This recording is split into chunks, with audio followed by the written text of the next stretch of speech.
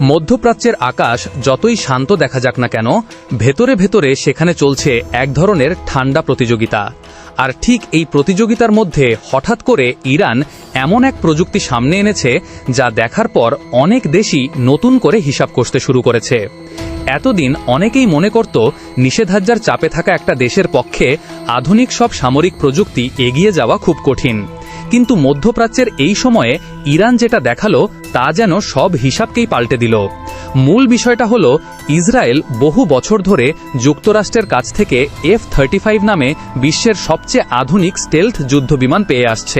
এই F-35 এমন একটা জেট যা খুব সহজে রাডারে ধরা পড়ে না, খুব দ্রুত গতিতে উঠতে পারে, আর আকাশে উড়ন্ত অবস্থায় বিভিন্ন ধরনের আধুনিক কমান্ড গ্রহণ করতে পারে।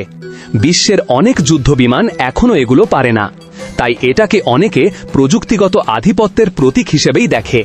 আর এই আধিপত্য যদি শুধু ইসরায়েলের হাতে থাকে, তাহলে মধ্যপ্রাচ্যের শক্তির ভারসাম্য অনেকটা সেই দিকেই ঝুঁকে যায়। ইরান বুঝেছিল, তারা যদি নিজেদের ভবিষ্যৎ নিরাপত্তা শক্তিশালী করতে চায়, তাহলে তাদের নিজেদেরও এমন প্রযুক্তি তৈরি করতে হবে যাতে তারা যে কোনো সময় নিজেদের রক্ষা করতে পারে। তারা চাইলে নিজেরাও যে উন্নত জেট তৈরি করতে পারে, এই প্রমাণটা দেখানো তাদের জন্য খুব গুরুত্বপূর্ণ ছিল। আর ঠিক এখানে ইরান সবাইকে চমকে দিল।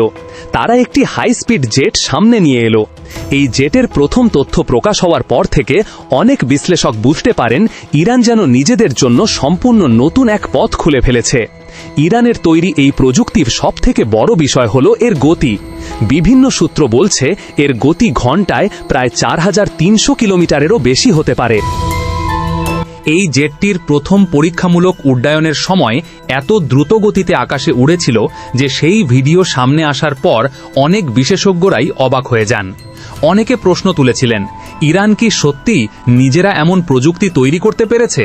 কারণ এত দ্রুত গতির একটি পরীক্ষামূলক জেট তৈরি করা শুধু অর্থের বিষয় নয়, এর জন্য দরকার বহু বছরের গবেষণা, উন্নত উপকরণ, বিভিন্ন ধরনের সুপারসনিক ধাতু এবং অত্যন্ত শক্তিশালী ইঞ্জিন প্রযুক্তি।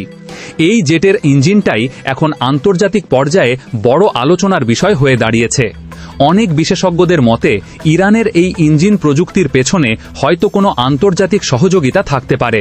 কেউ কেউ মনে করছেন এতে রাশিয়ার প্রযুক্তিগত সহায়তা থাকতে পারে, কারণ রাশিয়া গত কয়েক দশক ধরেই দ্রুতগতির ক্ষেপণাস্ত্র, রকেট এবং সুপারসনিক ইঞ্জিন প্রযুক্তিতে বিশ্বের অন্যতম শক্তিশালী দেশ হিসাবে পরিচিত।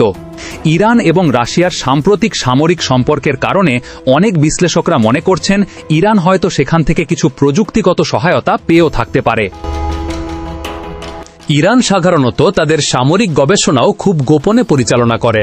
বাইরের দেশগুলো অনেক সময় বুঝতে পারে না যে তারা কখন কি ধরনের প্রযুক্তি তৈরি করছে। এমনকি অনেক ক্ষেত্রে স্যাটেলাইট পর্যবেক্ষণ দিয়েও পুরো বিষয়টিকে স্পষ্ট বোঝা যায় না। আর এই পরীক্ষামূলক জেটটিও ঠিক সেই ধরনের একটি প্রকল্প। অনেকে ভাবতেই পারেনি যে এত চাপের মধ্যেও ইরান নিজেদেরই গবেষণার মাধ্যমে এমন একটি প্রযুক্তি তৈরি করতে পারে। আরেকটি বিষয় নিয়ে বিশেষজ্ঞরা কথা বলছেন, এই জেটটির বডি তৈরি করতে সাধারণ স্টিল বা অ্যালুমিনিয়ামের পরিবর্তে টাংস্টেন ধাতুর ব্যবহার করা হয়েছে বলে ধারণা করা হচ্ছে। এই ধরনের ধাতু অত্যন্ত শক্ত এবং তাপ সহনশীল, ফলে খুব বেশি গতিতে উড়লেও জেটটির বডি অতিরিক্ত গরম হয়ে যাওয়ার সম্ভাবনা কম থাকে। তবে বিশ্লেষকদের ধারণা, ইরান এখন ধীরে ধীরে পরবর্তী ধাপের দিকে এগোচ্ছে, আর সেই পরবর্তী ধাপ হল নিজস্ব উন্নত যুদ্ধবিমান তৈরি করা। অনেক বিশেষজ্ঞদের মতে যদি এই ইঞ্জিন প্রযুক্তি সফল হয়, তাহলে ভবিষ্যতে ইরান এমন একটা যুদ্ধবিমান তৈরি করার চেষ্টা করতে পারে যা আধুনিক স্টিল জেটগুলোর সঙ্গে প্রতিযোগিতা করতেও সক্ষম হবে। এই জেটের খবর সামনে আসার পর মধ্যপ্রাচ্যের সামরিক পরিবেশ নিয়ে নতুন করে আলোচনা শুরু হয়েছে। এতদিন অনেকেই মনে করত ইসরায়েল আকাশ শক্তির দিক থেকে অনেকটাই এগিয়ে আছে, কিন্তু যদি অন্য দেশগুলো দ্রুত নিজেদের প্রযুক্তি উন্নত করতে শুরু করে, তাহলে সে ভারসাম্য কিছুটা বদলাতেও পারে। বিশ্ব এখন অপেক্ষা করছে ইরান ভবিষ্যতে আর কি দেখায়। তারা কি সত্যিই নিজেদের প্রথম উন্নত যুদ্ধবিমান তৈরি করবে? তারা কি এমন অর্জন করতে পারবে যা অন্য দেশগুলোকে অবাক করে দেবে? তারা কি কখনো F-35 এর মতো আধুনিক স্টেলথ জেটের সমমানের কোনো প্রযুক্তি তৈরি করতে পারবে? আর এই সব প্রশ্নের উত্তর এখনো পরিষ্কার নয়। তবে একটি বিষয় অনেকেই বলছেন, ইরানকে আগে অনেক দেশ হালকাভাবে নিত, কিন্তু সাম্প্রতিক প্রযুক্তিগত অগ্রগতির খবর সামনে আসার পর অনেক দেশ এখন ইরানকে নিয়ে নতুন করেই ভাবছে, কারণ কেউই নিশ্চিত করে বলতে পারছে না ইরান ভেতরে ভেতরে আর কত নতুন প্রযুক্তি নিয়ে কাজ করছে। সাম্প্রতিক সময়ে তাদের মিসাইল প্রযুক্তিতেও বড় ধরনের পরিবর্তন দেখা গেছে। সেই পরিবর্তনের আলোচনা শেষ হওয়ার আগেই এখন আবার এই সুপারসনিক জেট প্রযুক্তি সামনে এসেছে। চীন বা রাশিয়া এই বিষয়ে সরাসরি কোনো মন্তব্য না করলেও আন্তর্জাতিক বিশ্লেষকদের অনেকেই মনে করছেন ইরানের সঙ্গে চীন, রাশিয়া এবং নর্থ কোরিয়ার বিভিন্ন ধরনের কৌশলগত সম্পর্ক রয়েছে, আর সেই সম্পর্কেই ভবিষ্যতে মধ্যপ্রাচ্যের প্রযুক্তিগত প্রতিযোগিতাকে আরও জটিল করে তুলতে পারে।